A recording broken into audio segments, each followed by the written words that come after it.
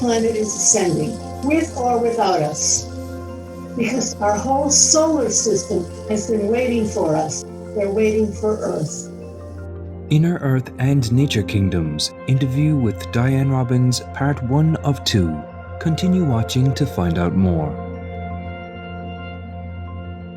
Both veganism and Islam offer a moral and ethical framework through which to navigate a diverse and fragmented world threatened in profound ways. Duke MacLeod, vegan.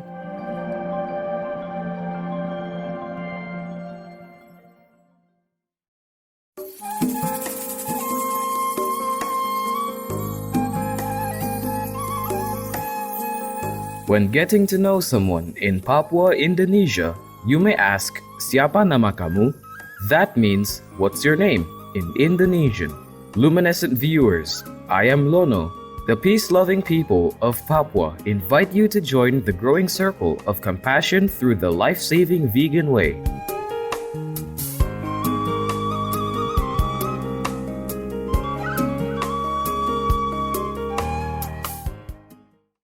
Welcome to part 1 of the 2-part series, Inner Earth and Nature Kingdoms, interview with Dianne Robbins. For over 25 years, well-known American telepathic communicator and author Dianne Robbins has been in contact with the civilizations of Inner Earth and Earth's elemental and nature kingdoms. Her transmissions connect us to beings in advanced civilizations, whale and dolphin peoples, the trees, the crystals, and the elementals. Today, we are honored to have Dianne Robbins with us to speak about her books. Dianne tells us about the special place where she lives, Mount Shasta in California, USA. So people from all over the world come here to Mount Shasta. It's a very sacred mountain, and it carries the energy of the mother's love. And the mountain herself is a living cathedral. She's a sanctuary. The mountain knows everyone who is coming up the mountain. She knows your name. She knows where you're from. She knows what's in your heart. And inside the mountain is a subterranean city. And the city is called Telos. Telos means communication with spirit. Telos is one of multiple advanced cities within Hollow Earth. Let me give you a little description of the Hollow Earth. If you're standing where we are right now on the top of the surface of the Earth, the crust of the Earth goes down 800 miles. And after 800 miles, there's a complete opening, and it's 6,000 miles in diameter. And in the center of that is an inner central sun. There's oceans and mountains still in their pristine state inside the hollow Earth. All planets are hollow with openings at the north and south poles. And our north and south pole has cloud covers, and the people inside have put an electromagnetic force field around the openings so airplanes cannot get in. Admiral Byrd was invited in and brought back that information to our governments, and Admiral Byrd had a meeting with the people inside the hollow Earth. They told him to tell our governments to stop setting off bombs and nuclear weapons, but the governments, of course, did not listen. Dianne Robbins now shares how she began communicating with Adama, the high priest and an ascended master of the city of Telos. He contacted me about 1985 or 86. One morning I felt this wonderful energy nearly lift me off my chair. And I heard the words, "I am Adama. We've been trying to contact you. Will you take our messages?" And I said, "Yes, of course." So he gave me the first message, and I wrote it word for word. I never changed a word. I only put in punctuation and paragraphs. I never edited anything that an ascended master has dictated to me, because Each sentence carries the vibration of the Ascended Master. And that when you read each sentence, they will know it's you reading it. You will be able to connect with the Ascended Master vibrationally.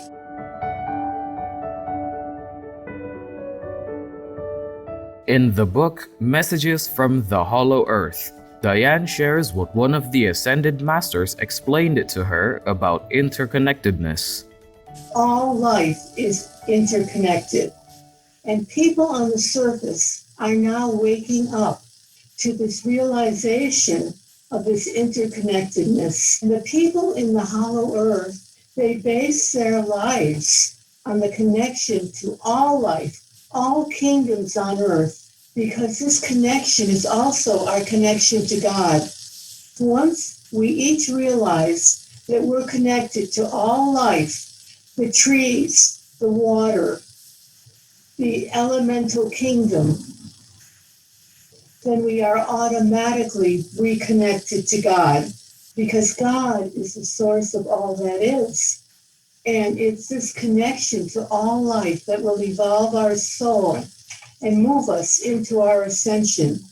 This is now the seventh golden age. It started in September 2012. There were 6 golden ages before this, over millions of years, and they all failed because people could not make their connection back to God. This is the 7th and last golden age that our spiritual hierarchy is giving us to awaken and make our connection back to God. Awakening means people are starting to ask the questions, who am I? Why am I here? What did I come here to do? That means you're waking up. You're ready to connect to the divine source. And I'm sure you heard of the Ascended Masters. Well, everyone knows of Jesus. He's an Ascended Master. Saint Germain, Archangel Michael. Adama is an Ascended Master inside Telos. It's the last golden age we've been given. We only have 10,000 years left on this planet. The people on this planet have been here 14.5 million years and have not been able to create peace. This planet is ascending, with or without us, because our whole solar system has been waiting for us. Venus, Saturn, Jupiter, all those planets in our solar system, all the people are ascended on those planets. They're waiting for Earth. Vegan leader, leading with true compassion. Conscientious viewers, let's take a few moments to contemplate on the divine within. We'll be right back here on Supreme Master Television.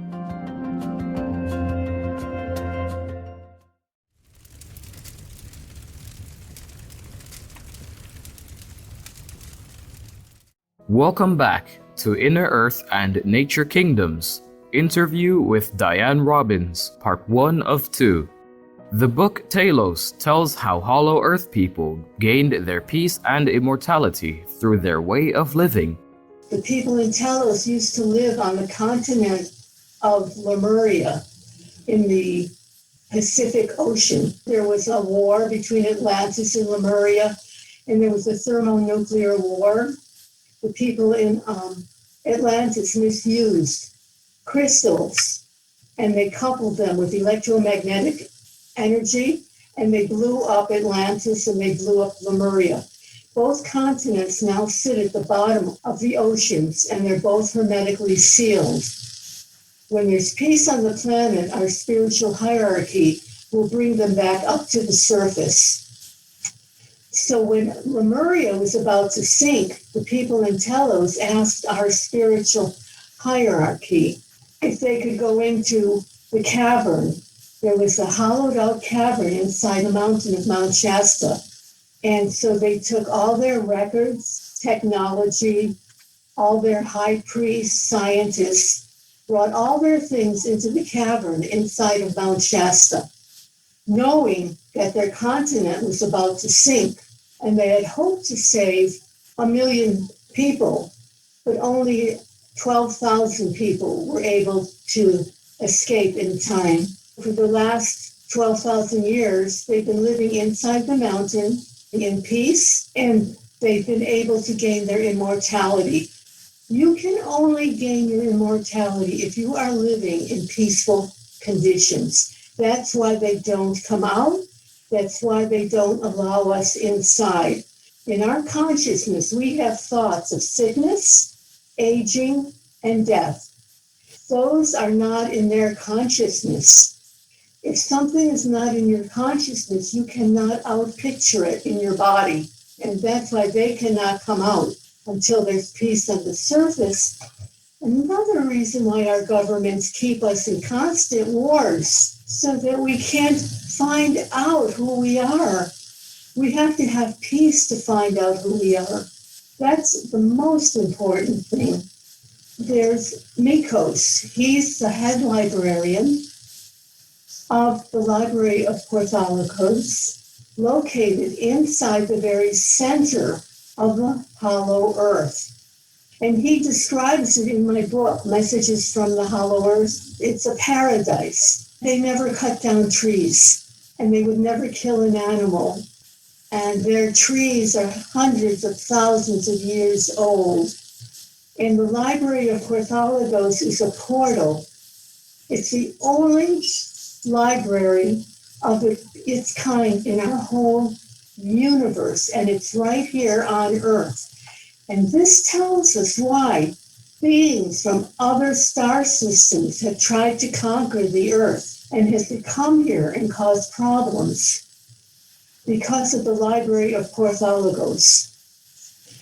The library holds all the records of our universe because the purpose of a library is to solve the problems of a planet. People from all star systems, whenever they have a problem, they go through the portal into the Library of Porthalikos, and there's a cataloging system. Everything is on crystal slides and crystal containers.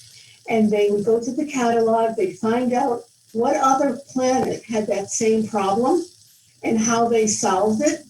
Then they take that back to their planet and use the same solution. So they don't keep making mistakes like we do on Earth.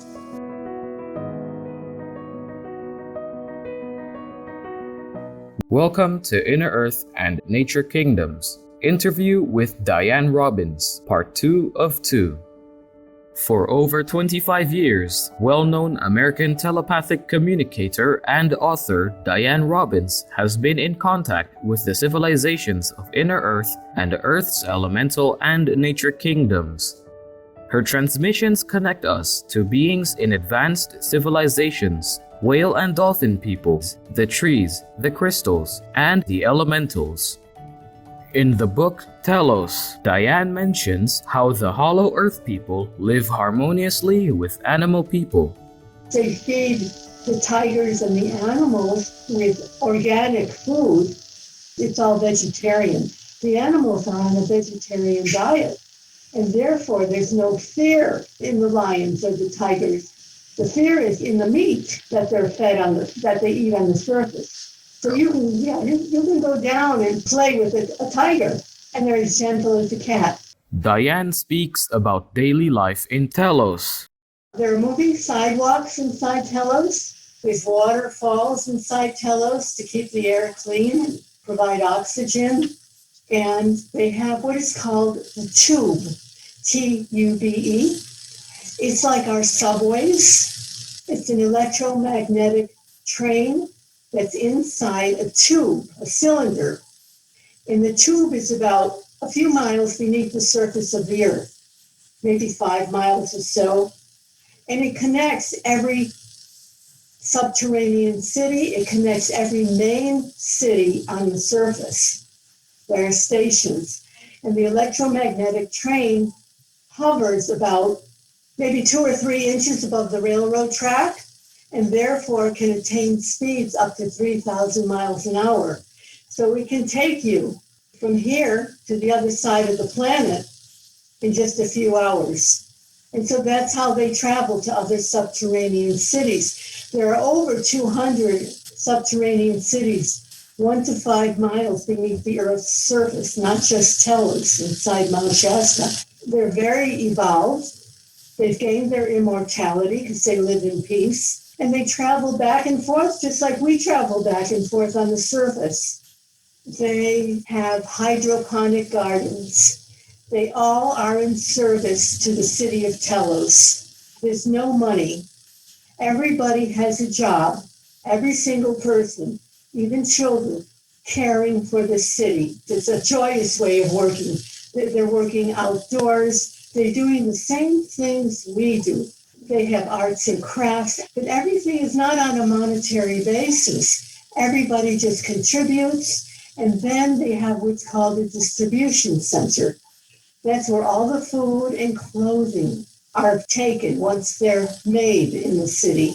Every day you go to the distribution center, you get your day's meals. You need clothing, you get a piece of clothing. And no money is exchanged because everybody is working in return for the city of Telos. People assign their own hours. You can work any hours you want to, and you only work 4 hours a day. So you have so much time to be out in nature and to be on a spiritual path, to connect with nature. That's the key, because all of the nature kingdom is connected with each other. The trees, the mountains, the flowers, they're all telepathically connected to each other. The whole nature kingdom knows everything that's about to happen on the earth before we, the people, know, because we are disconnected. We're the only ones disconnected from the rest of life on the surface. Vegan side effect: less worrying about infection. Caring viewers, let's pause to reflect on our connection with nature and the divine. We'll be right back here on Supreme Master Television.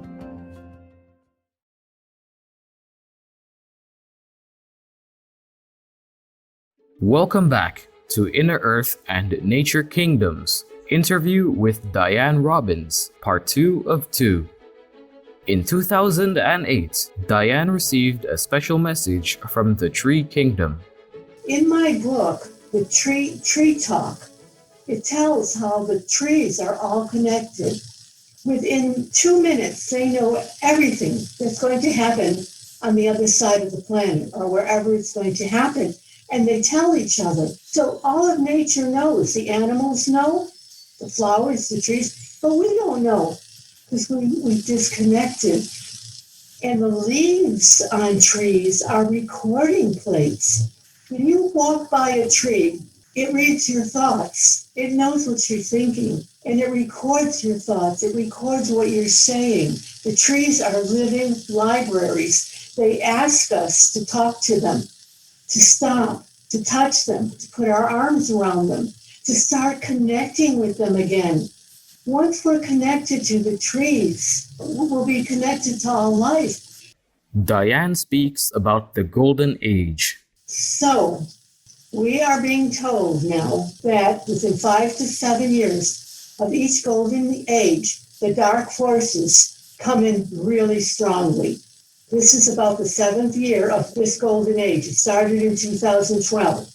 Now, the dark forces have come with the coronavirus, the lockdowns, vaccinations, everything to keep us in fear, to stop this 7th Golden Age.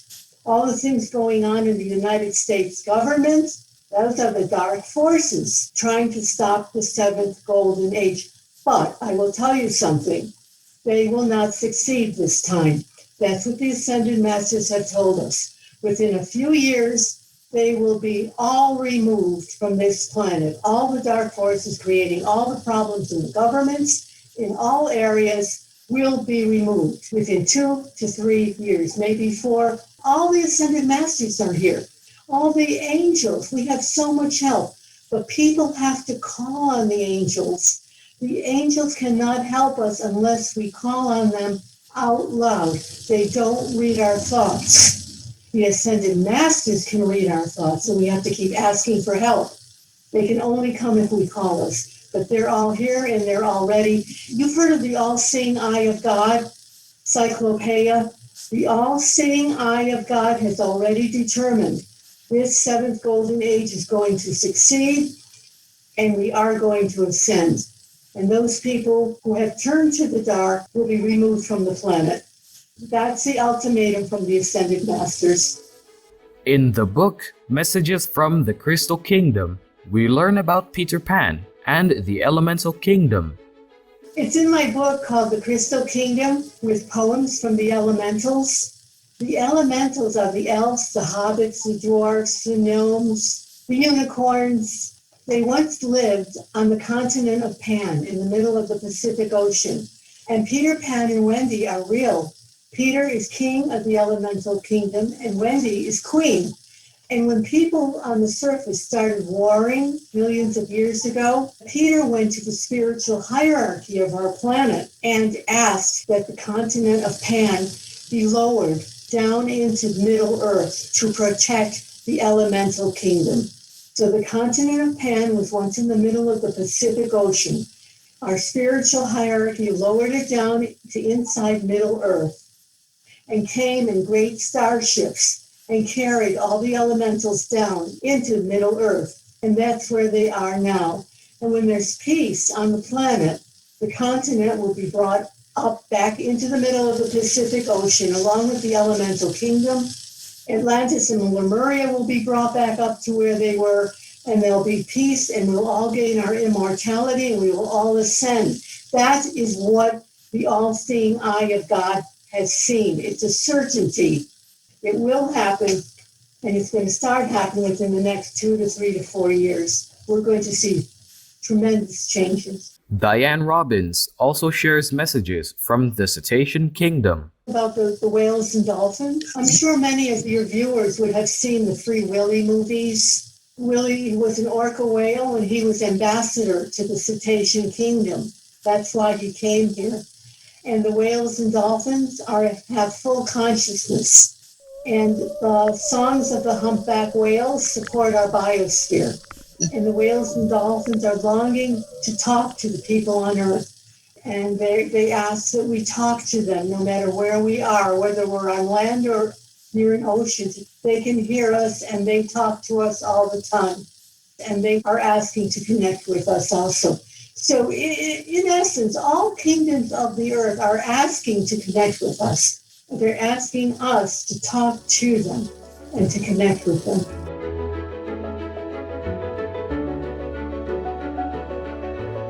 Our thankfulness to Dianne Robbins for relaying these important messages. We pray that humanity hears the calls of our peaceful co-inhabitants and embraces all beings in love. For more information on Dianne Robbins' insightful work, please visit DianneRobbins.com. It doesn't matter if it's the practitioners or general Buddhist followers. If we strive to practice the teachings, love lives, and keep vegan diet, we will have great merit and will be liberated from the sufferings of the three realms. The Venerable Acharya Sonam Dorje Rinpoche, vegan. Saintly viewers, thank you for your wonderful company. Coming up next is Wonderful Benefits of Citrus Fruits, right after noteworthy news, here on Supreme Master Television. May your days be filled with compassion and harmony. Our programs offer many languages. Please visit suprememastertv.com/schedule and suprememastertv.com/UL.